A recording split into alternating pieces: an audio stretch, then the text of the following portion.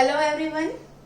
आज हम electromagnetic induction का दूसरा पार्ट देखेंगे, दैट इज फैराडेज लॉ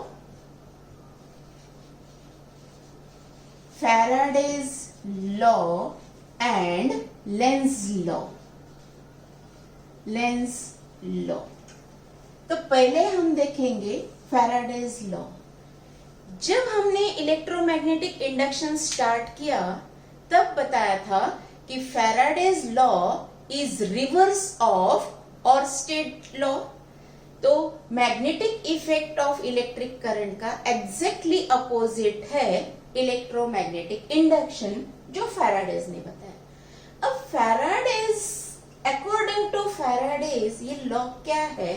तो जैसे कोई मैग्नेटिक फील्ड लाइंस है, ये मैग्नेट है और इसकी ये जो फील्ड लाइंस है, और सपोज ये नॉर्थ पोल है, साउथ पोल है, ये कंडक्टर है। तो ये कंडक्टर के साथ लिंक्ड है, ये कंडक्टर है, इसके साथ लिंक्ड है। So if this magnetic fluxes linking with the conductor are changing, if magnetic flux linked with the conductor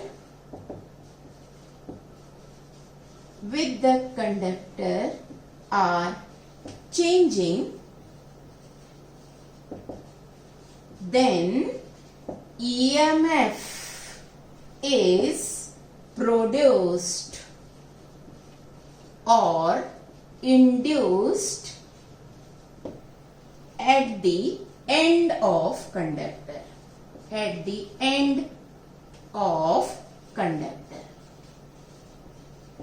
तो ये मैग्नेट है, कंडक्टर है, तो ये मैग्नेटिक फ्लक्सेस ये कंडक्टर के साथ लिंक हो रहे। अगर वो मैग्नेटिक फ्लक्सेस चेंज होंगे, उनका लिंकिंग चेंज होगा, तो इस कंडक्टर के अक्रॉस ईएमएफ इंड्यूस होगा।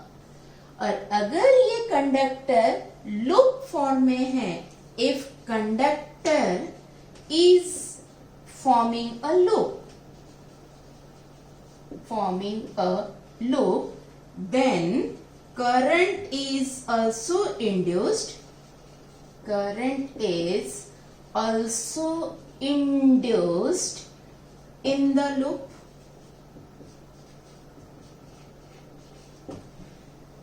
तो अब ये EMF इंड्यूस होगा जब मैग्नेटिक फ्लक्सेस का लिंकिंग चेंज होगा। अब ये मैग्नेटिक फ्लक्सेस का लिंकिंग कब चेंज होगा? तो कॉइल एंड मैग्नेट इन दोनों में अगर कोई रिलेटिव मोशन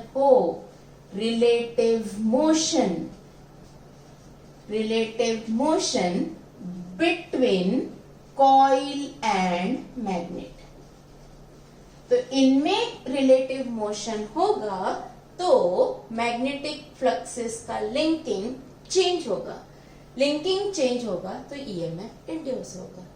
अब रिलेटिव मोशन क्या है? अगर ये कॉइल और मैग्नेट दोनों रेस्ट पोजीशन में होंगे, so there is no relative motion. लेकिन अगर ये मैग्नेट कॉइल की तरफ आ रहा है या कॉइल मैग्नेट की तरफ जा रही है, या दोनों एक दूसरों की तरफ आ रहे हैं या एक दूसरे से दूर जा रहे हैं, तो उनमें रिलेटिव मोशन है। और जब भी ये दोनों में रिलेटिव मोशन होगा तो इस कॉइल में ईएमएफ इंड्यूस होगा। अब ये लूप फॉर्म है, कॉइल है, लूप फॉर्म में है, तो उसमें करंट भी इंड्यूस होगा। ये है फैराडेज लॉ।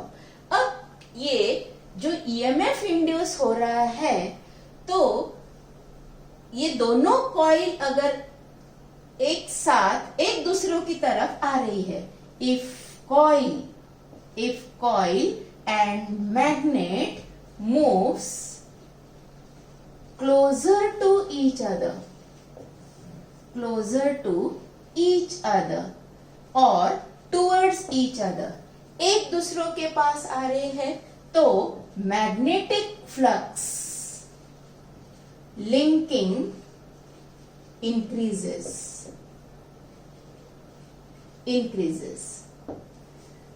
अगर ये दोनों एक दूसरों से दूर जा रहे हैं या कोई एक भी दूर जा रहा है, then if coil and magnet moves away from each other,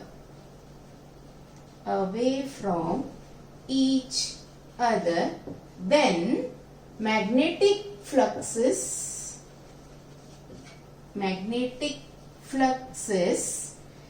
linking will decrease.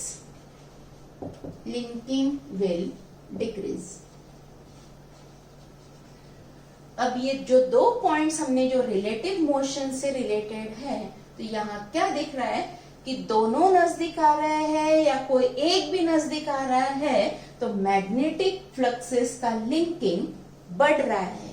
दोनों एक दूसरों से दूर जा रहे हैं या कोई एक भी दूर जा रहा है तो मैग्नेटिक फ्लक्सेस का लिंकिंग डिक्रीज हो रहा है। चाहे इंक्रीज हो चाहे डिक्रीज हो, चेंज हो रहा है। वो इंक्रीज हो रहा है डिक्रीज हो रहा है इससे मतलब नहीं है, चेंज होना चाहिए। अब वो चाहे बढ़ रहा है या घट रहा है, चेंज हो रहा है। और अगर magnetic fluxes linking with the conductor are changing तो इस कॉइल में ईएमएफ इंड्यूस होगा। ईएमएफ इंड्यूस होगा तो उसमें करंट भी इंड्यूस होगा। So this is Faraday's law. So according to Faraday's उन्होंने दो लॉज बताए हैं। एक बताया है कि कॉइल में ईएमएफ कब इंड्यूस होगा, that is the cause. First law बताता है कॉज कि ईएमएफ कब इंड्यूस होगा, तो वो हमने देख लिया। अब सेकेंड लॉ बताता है कितना ईएमएफ इंड्यूस होगा, that is magnitude of induced EMF ये सेकेंड लॉ है। अब कितना ईएमएफ इंड्यूस होगा, तो अगर ये कॉइल ये मैग्नेट कॉइल की तरफ धीरे धीरे मूव हो रहा है या कॉइल से धीरे धीरे जो दूर जा रहा है, अगर इनका मोशन स्लो होगा तो कम ईएमएफ इंड्यूस होगा। अगर ये रिलेटिव मोशन फास्ट होगा तो ज्यादा ईएमएफ इंड्यूस होगा। मतलब ये जो मैग्नीट्यूड है of induced EMF, it depends on rate of change of magnetic flux linked with the coil. तो जितने फास्ट रेट से वो चेंज होंगे उतना ज्यादा ईएमएफ तैयार होगा, और अगर वो स्लो होंगे तो कम ईएमएफ तैयार होगा। तो according to second law of Faraday's, EMF induced equal to d phi by dt, that is rate of change of magnetic flux linked with the coil, then EMF is induced in the coil. लेकिन ये जो EMF induced हो रहा है उसको direction है, और उसकी डायरेक्शन कैसी है ये फैराडेज नहीं बता पाए। तो इस फैराडेज लॉ को, इसको और एक लॉ चाहिए था, जिन्होंने कॉज तो बताया है, मैग्नीट्यूड भी बताई, लेकिन डायरेक्शन भी जरूरी है। लेकिन ये डायरेक्शन फैराडेज लॉ ने नहीं बताया, तो उस लॉ को मॉडिफाई किया लेंस ने। So second law is Lenz law.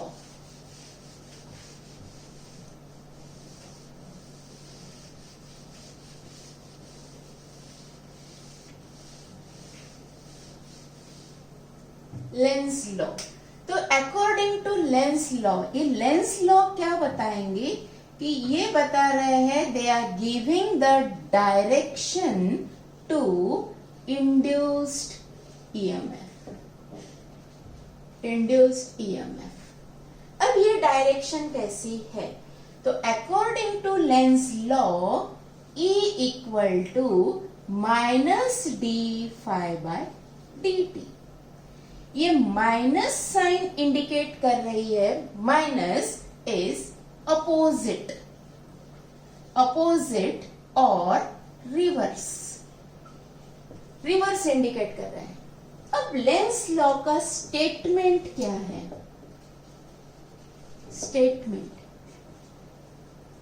Lenz law क्या बताता है? So the current induced in the coil flows in such a direction that it opposes the change in magnetic flux which has produced it. अब ये statement है कि the current induced in a coil flows in that direction which opposes the change in magnetic flux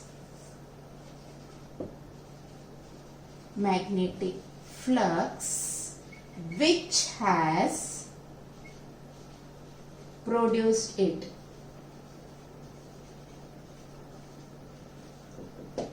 तो जैसे ये flux change हो रहा है तो ईएमएफ इंड्यूस हो रहा है, ईएमएफ इंड्यूस हो रहा है तो उस कॉइल में करंट भी इंड्यूस हो रहा है।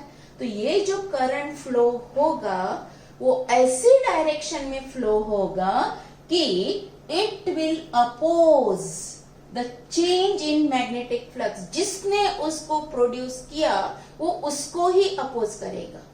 तो ये है लेंस लॉ। तो अब हमारा फैराडेज लॉ कंप्लीट हो गया। कॉज भी मालूम है, मैग्नीट्यूड भी मालूम है और ये नेगेटिव साइन उसकी डायरेक्शन भी दे रहा है। तो लेंस ने फैराडेज लॉ को कंप्लीट किया। अब ये जो ईएमएफ इंड्यूस्ड हो रहा है तो average EMF induced is given by, तो ये E average is del phi by del t. अगर 0 to 5 सेकंड में कितने फ्लक्सेस चेंज हो रहे हैं तो 0 to 5 सेकंड में कितना ईएमएफ इंड्यूस होगा। अगर ऐसी एक रेंज दी है टाइम की कि इतने टाइम में कितना ईएमएफ इंड्यूस हो रहा है तो ऐसे ईएमएफ को हम बोलेंगे एक एवरेज इंड्यूस्ड ईएमएफ। लेकिन एक पर्टिकुलर टाइम पे हमको कितना ईएमएफ इंड्यूस हुआ है, जैसे at 5 second how much EMF is induced in the coil, अगर ऐसे पूछा गया तो उसको बोलते हैं हम इंस्टेंटेनियस ईएमएफ इंड्यूस्ड। और instantaneous EMF induced is given by E instantaneous is given by d phi by dt। अगर हमको एवरेज इंड्यूस्ड EMF चाहिए तो del phi by del t. Del phi by del t is, इसको हम change in magnetic flux means phi 2 minus phi 1 upon T2 minus T1। Final fluxes, initial fluxes, final time, initial time, इसको हम ऐसे लेंगे। लेकिन particular instant पे अगर हमको पूछा तो हमको इंस्टेंटेनियस ईएमएफ निकालना पड़ेगा। So we will differentiate the equation of phi with respect to time. So this is EMF induce. और अकॉर्डिंग टू लेंस लॉ हमने देखा कि जो करंट इंड्यूस होगा वो इस चेंज को अपोज करेगा जिसने उसको तैयार किया। मतलब Lenz law exactly opposite behave करेगा। एग्जैक्टली अपोजिट बिहेव करेगा, तो हम एक एग्जाम्पल लेंगे, तब आपको ये अच्छे से समझ में आ जाएगा कि वो एग्जैक्टली अपोजिट कैसे बिहेव करता है।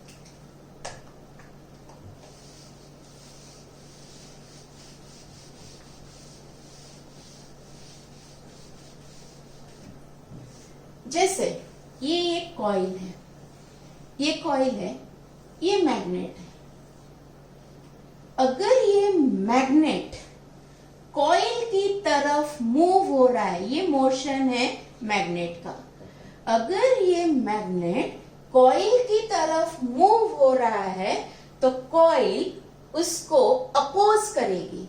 अपोज करेगी मतलब क्या है कि मैग्नेट उसकी तरफ आ रहा है तो वो मैग्नेट को दूर ढकेलेगी, लेकिन ये कॉइल नहीं दूर ढकेलेगी, खुद दूर चली जाएगी। मतलब अगर मैग्नेट कॉइल के पास आ रहा है तो कॉइल उससे दूर जाएगी। लेकिन अगर ये मैग्नेट है और कॉइल है, अगर ये मैग्नेट कॉइल से दूर जा रहा है, दूर जा रहा है, तो ये कॉइल अपोजिट बिहेव करेगी। मतलब मैग्नेट दूर जा रहा है तो कॉइल उसके पास जाएगी, मैग्नेट नजदीक आ रहा है तो कॉइल उससे दूर जाएगी।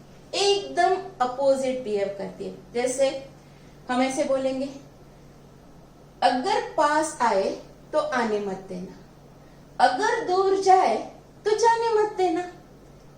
ऐसा बिहेवियर है। पास आए तो आने मत दो और दूर जाए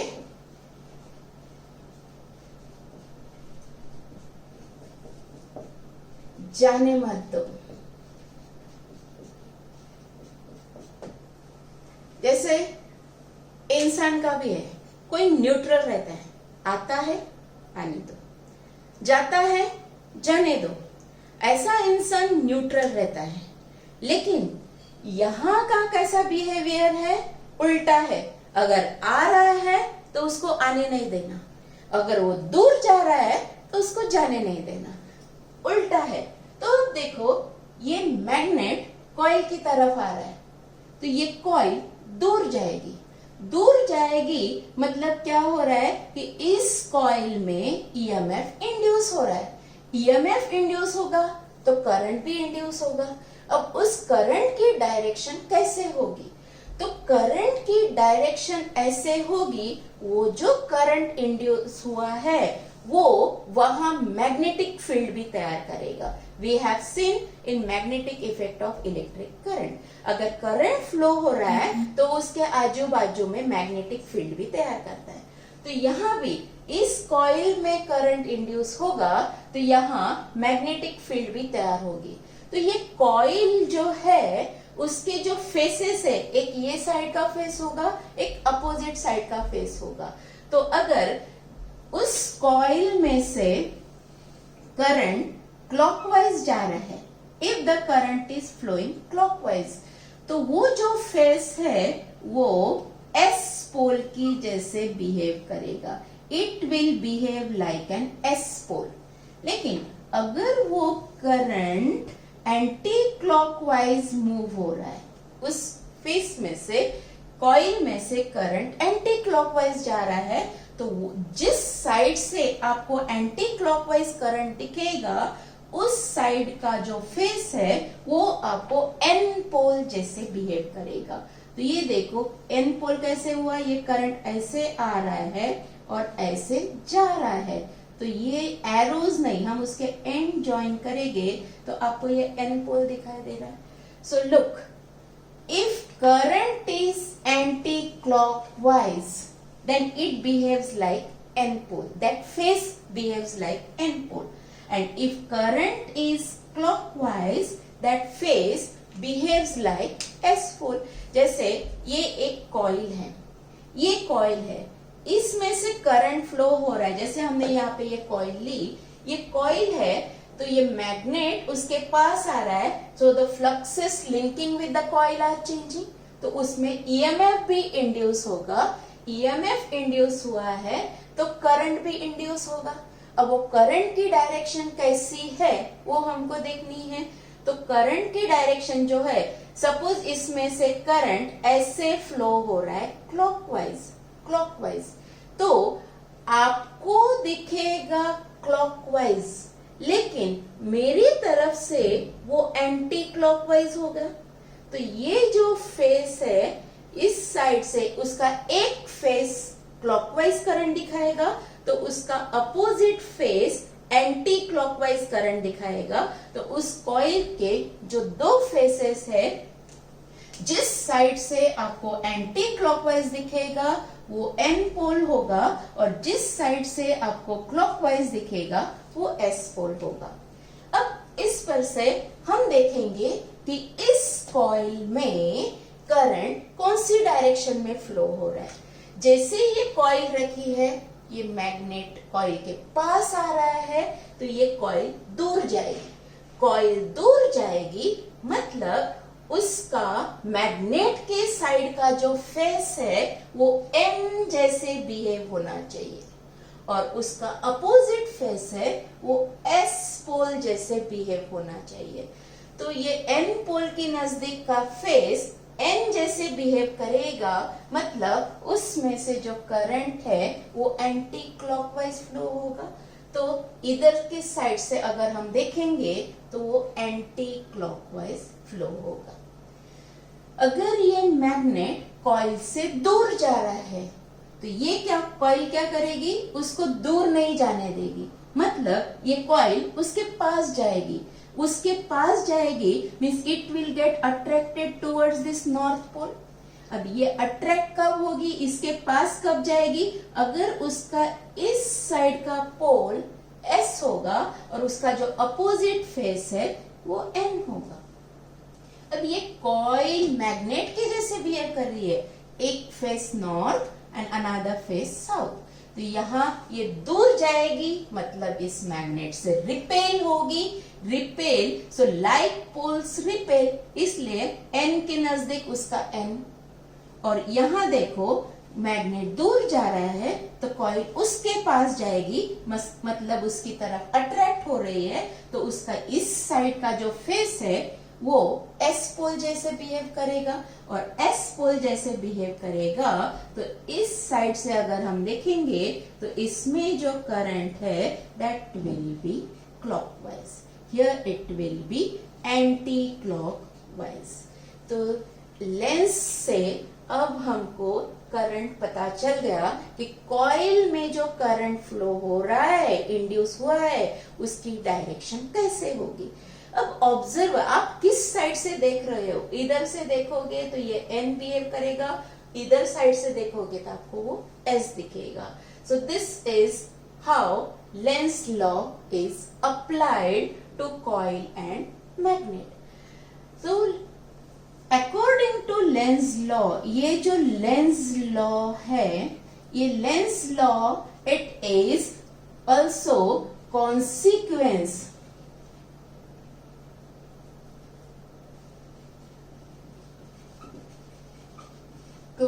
of conservation of energy, conservation of energy। तो देखो क्या है consequence of conservation of energy, it was described by this lens। कैसे, जैसे ये मैग्नेट कॉइल की तरफ मूव हो रहा है, so it is doing work, so work is done by the moving magnet towards the coil। So that work done is in the form of electrical energy. It is in the form of electrical energy which produces EMF in the coil. So current is induced in the coil.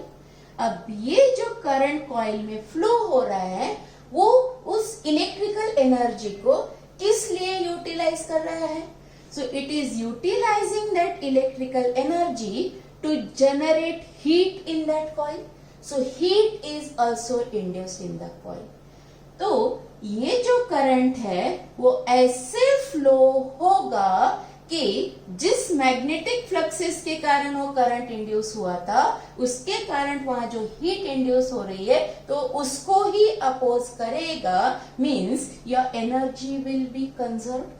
So that is also proved by Lenz's law that there is conservation of electrical energy. अब हमने यहाँ Faraday's law भी देखा है और Lenz's law भी देखा है, तो क्लियर हो गया है कि अकॉर्डिंग टू Faraday's law जब भी फ्लक्सेस चेंज होंगे EMF is induced. तो फर्स्ट इसके कुछ हम इंपॉर्टेंट पॉइंट्स देखेंगे, important key points of Faraday's law and Lenz law. First EMF कब इंड्यूस होता है वो तो हमने देख ही लिया, लेकिन अब ये जो ईएमएफ है it is not depending on nature of the coil. वो कॉइल आयरन की है, सिल्वर की है, कॉपर की है, एल्यूमिनियम की है, उस पे कुछ भी डिपेंडेंट नहीं है. So EMF induced in coil is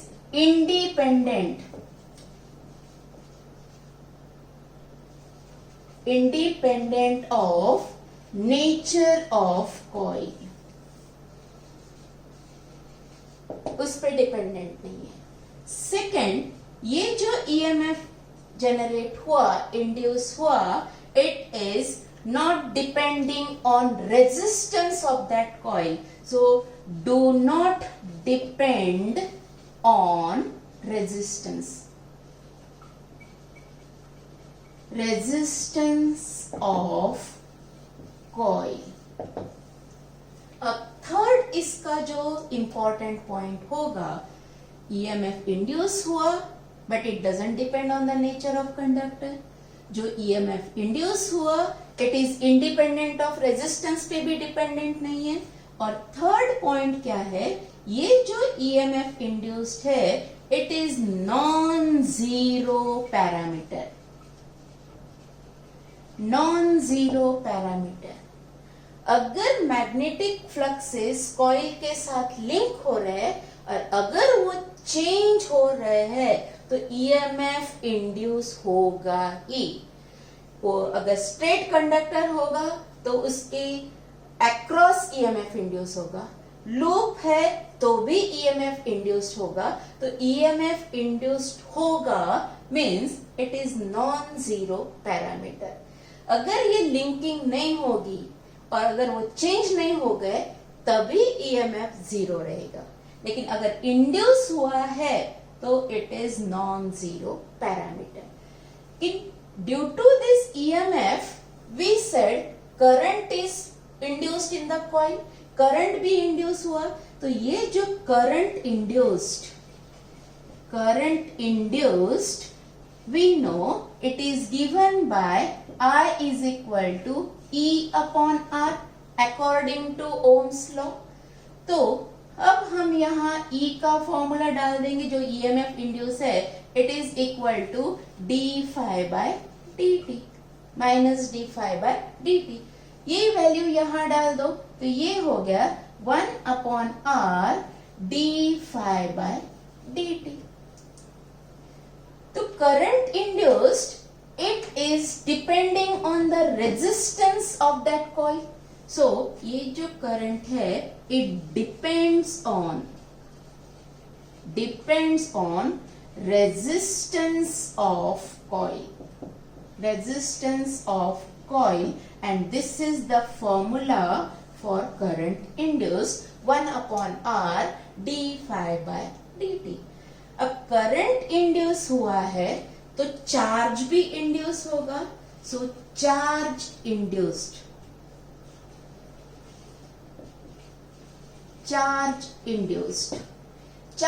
induced we know I equal to dq upon dt. तो इस पर से हम dq निकालेंगे. सो dq is I into dt. I into dt put this value in this equation. I have 1 upon r d phi by dt into dt. So this dt gets cancelled. तो हमको मिला that is dq equal to 1 upon r that is d phi या del phi. अब ये d phi है, लेकिन अब हम यहाँ लेंगे del phi change in magnetic flux. तो ये जो चार्ज इंड्यूस हो गया, it depends on resistance of the coil as well as it depends on change in magnetic flux. So charge induce depends on change in magnetic flux. Change in magnetic flux. It depends on resistance of coil.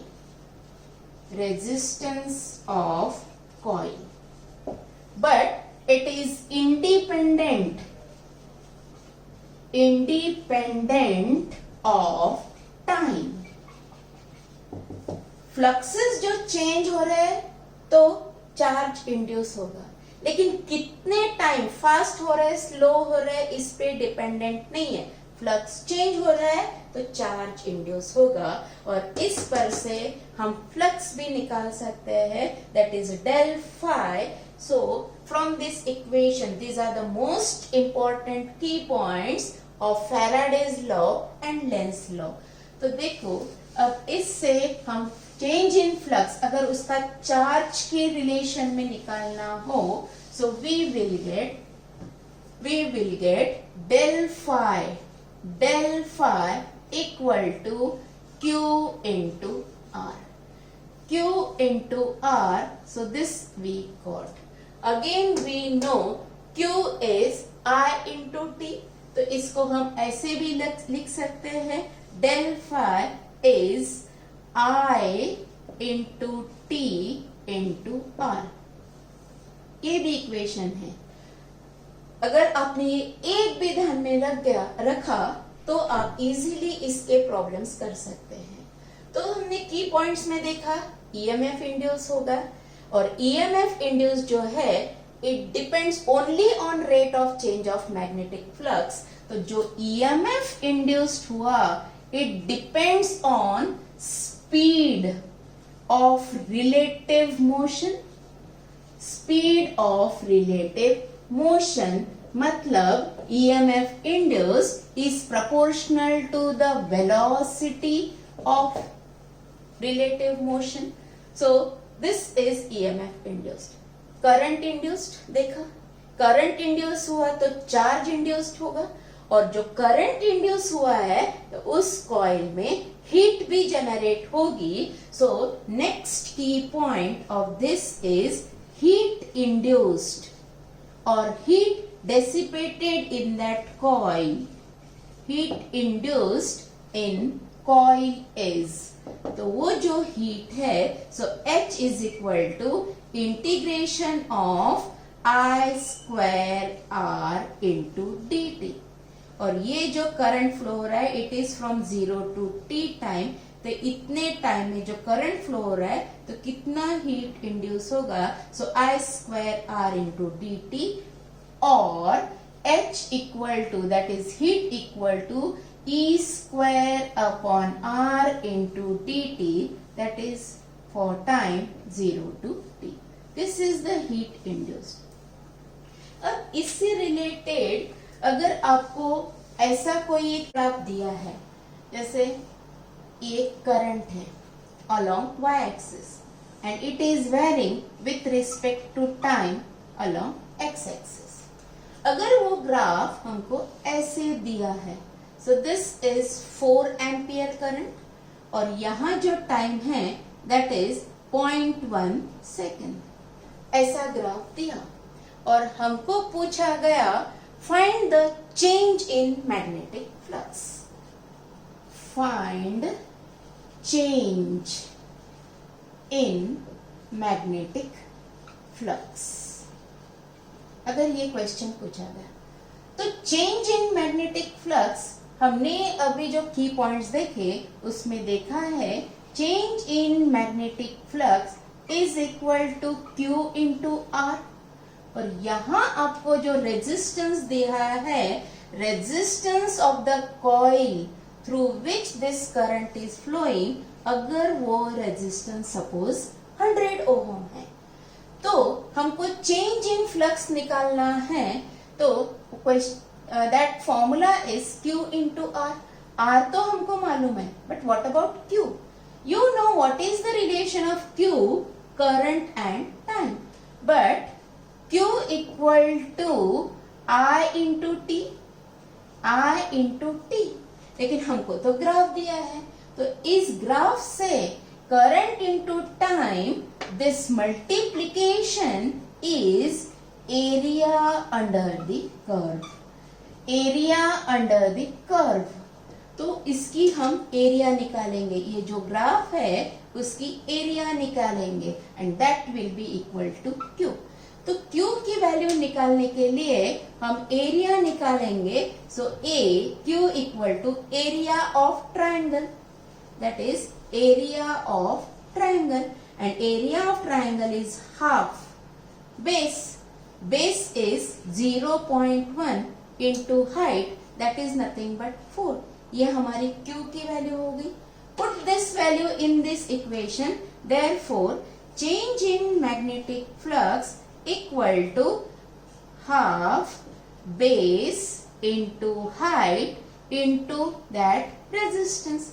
ये point और ये 0 cancel हो जाएंगे, this will be 2। So change in flux equal to 20, और flux का ऐसा unit है Weber, so it will be 20 Weber.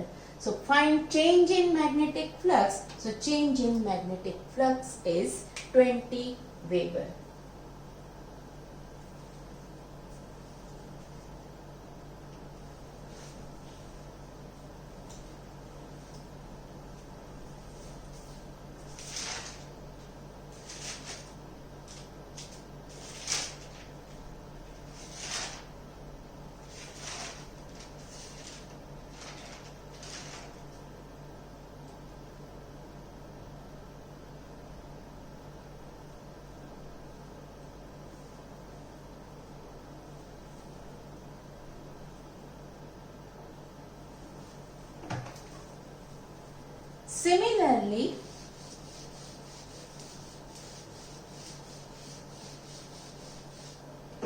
Similarly ऐसे दिया है if fluxes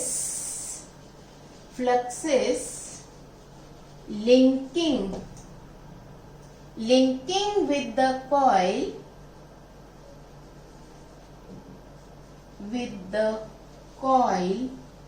are phi equal to 5t square minus 4t plus 7। So हमको पूछा है find EMF induced and current induced in the coil if its resistance is 500 ओम। अगर हमको ऐसे पूछा तो देखो यहाँ हमको EMF induced निकालना है and we have to find this EMF induced and current induced in the coil if its resistance is 500 ohm at t equal to 2 seconds। ऐसे क्वेश्चन है तो देखो क्या है, we know E equal to d phi by dt, ये हमारा formula है। तो अब हम इस phi को डिफरेंशिएट करेंगे विथ रिस्पेक्ट टू टाइम। तो ये रखो यहाँ, ये डिफरेंशिएट हो गया, it will be 20t minus 4, 10t minus 4, 10t। अब हम put the value of t here, so you will get 20 minus 4, so EMF induced will be 16 volt. ये EMF induced हमको मिल गया at t equal to 2 second. अब हमको current induced निकालना है. So current induced I equal to E upon R. अब E तो हमको ऑलरेडी मिल गया है तो निकालने की जरूरत ही नहीं है. 16 divided by 500. So 16 divided by 500. So what you will do is, अब इसको डिवाइड करो. It will be 16 divided 5 into 10 raised to minus 2. तो ये हो गया 3.2 इंटू 10 raised to minus 2. अगर ये पॉइंट हम हटा देंगे so it will become 32 into 10 raised to minus 3. ये है हमारा करंट और वो हो गया ampere. So we will say current equal to 32 milli ampere. तो इतना करंट इंड्यूस होगा. सो इस तरह के प्रॉब्लम्स हम magnetic flux is changing so EMF induced. तो ऐसे भी प्रॉब्लम्स नीट में आते हैं. ये ऑलरेडी हमारा नीट का ही प्रॉब्लम है. सिमिलरली अगर आपको ऐसे पूछा गया, if magnetic flux linking with coil changes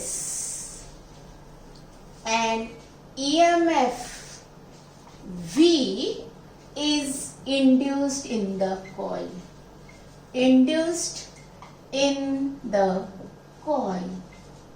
So it is asked, find work done to move the charge once in complete circuit और complete loop. अगर हमको ऐसा क्वेश्चन पूछा गया, ये क्वेश्चन पूछा गया तो यहाँ हमको अगर ऐसे ऑप्शन दिए हैं, one is Q into V, B option is twice QV, C option is QV upon 2 और D ऑप्शन है 0. सपोज ऐसा क्वेश्चन है तो यहाँ देखो, if magnetic flux is linking with coil changes and EMF, इतना EMF इंड्यूस हो गया, मतलब इतना पोटेंशियल वहां इंड्यूस हुआ. So what find work done to move the charge. So you know the relation potential equal to work done to move the charge. तो हम work done निकालेंगे, that will be Q into V. ये बहुत ही आसान question था, लेकिन अब यहाँ जो EMF दिया है वो पोटेंशियल V, तो उसका वर्क डन और चार्ज से क्या रिलेशन है. So your option is A. So I hope you understand these problems, or it is clear to you all. Thank you so much.